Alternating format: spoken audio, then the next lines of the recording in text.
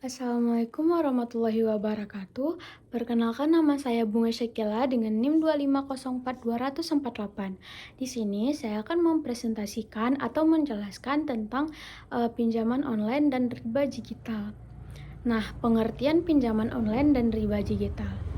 Pinjaman online adalah layanan pinjam-meminjam dana yang dilakukan melalui platform internet, baik bersifat legal atau terdaftar OJK maupun ilegal. Kemudahan akses menjadi daya tarik utama, namun menyimpan risiko tersembunyi. Riba digital adalah tambahan pembayaran yang dibebankan kepada peminjam, melebihi pokok peminjam yang bertentangan dengan syariat Islam. Contohnya seperti kita meminjam uang 2 juta, namun kita wajib mengembalikannya 2.500.000. Maka selisih yang 500 itulah yang disebut riba. Nah, dalil larangan riba. Dalam Al-Quran Surah Al-Baqarah ayat 275, Allah menghalalkan jual beli dan mengharamkan riba. Orang yang memakan riba tidak dapat berdiri melainkan seperti berdirinya orang kemasukan setan, lantaran tekanan penyakit gila.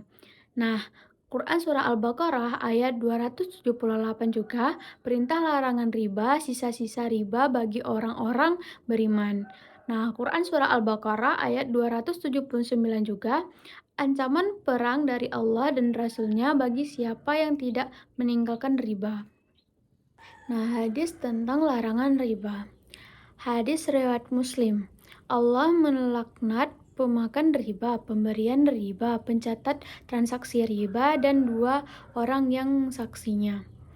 Mereka semua sama dosanya. Hadis riwayat Muslim nomor 1598.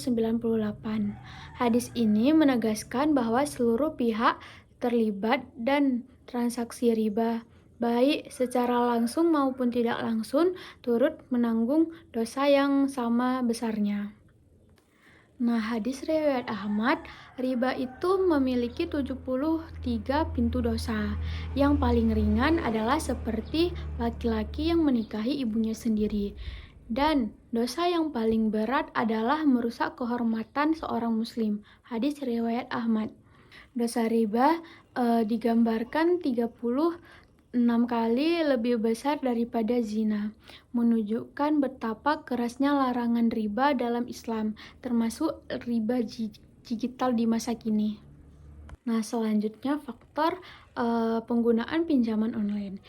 Yang pertama adalah kemudahan akses dan prosesnya cepat. Yang kedua, cukup menggunakan via handphone, dana cair dalam hitungan jam. Yang ketiga, kebutuhan ekonomi mendesak.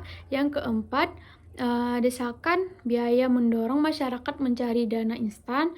Yang kelima, persyaratannya sederhana. Yang keenam, tidak butuh jaminan atau dokumen yang rumit. Yang ketujuh, kurangnya literasi keuangan. Yang kedelapan, minimnya pemahaman resiko dan hukum riba. Yang kesembilan, gaya hidup konsumtif. Yang kesepuluh, pola belanja berlebihi memicu kebutuhan pinjaman. Dampak negatif pinjaman online. Yang pertama ada beban bunga dan utang tinggi yang terus menumpuk. Yang kedua, tekanan psikolog dan stres akibat penagihan. Yang ketiga, penurunan kondisi ekonomi keluarga secara drastis. Yang keempat, konflik rumah tangga akibat masalah keuangan. Yang kelima, terjerumus dalam praktik riba yang diharamkan Islam. Yang keenam, kehilangan aset dan terjebak lingkaran hutang. Pandangan Islam. Islam memperbedakan utang piutang selama tidak disertai bunga atau riba. Akad pinjam harus dilandaskan keadilan dan tidak merugikan salah satu pihak. Setiap transaksi keuangan sesuai dengan prinsip syariat Islam.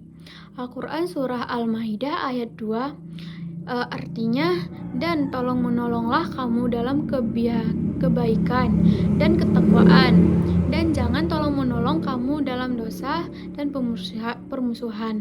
Oleh karena itu, umat Islam sangat dianjurkan untuk memilih lembaga keuangan syariah seperti bank syariah, koperasi syariah, atau akad mubahah dan musyakah, dan bebas dari unsur riba. Solusi Islam menghindari riba digital. Yang pertama, hindari pinjaman berbunga. Yang kedua, pilih lembaga keuangan syariah. Yang ketiga, hidup sederhana dan menabung. Yang keempat, perbanyak sedekah dan doa. Yang kelima, tingkatkan literasi keuangan syariah. Nah, berikutnya kesimpulan yang dapat kita ambil adalah teknologi mempermudahkan akses keuangan, namun resiko riba dalam pinjaman online itu nyata. Yang kedua, riba dilarang keras oleh Al-Quran dan hadis Nabi SAW. Yang ketiga, masyarakat harus teliti dalam memilih layanan keuangan sesuai syariat Islam. Nah, sarannya pemerintah perlu meningkatkan pengawasan dan edukasi keuangan syariah. Yang kedua, biasakan hidup sederhana, menabung, dan hindari riba dalam segala bentuknya. Nah, sekian yang dapat saya sampaikan. Lebih dan kurang saya mohon maaf. Assalamualaikum warahmatullahi wabarakatuh.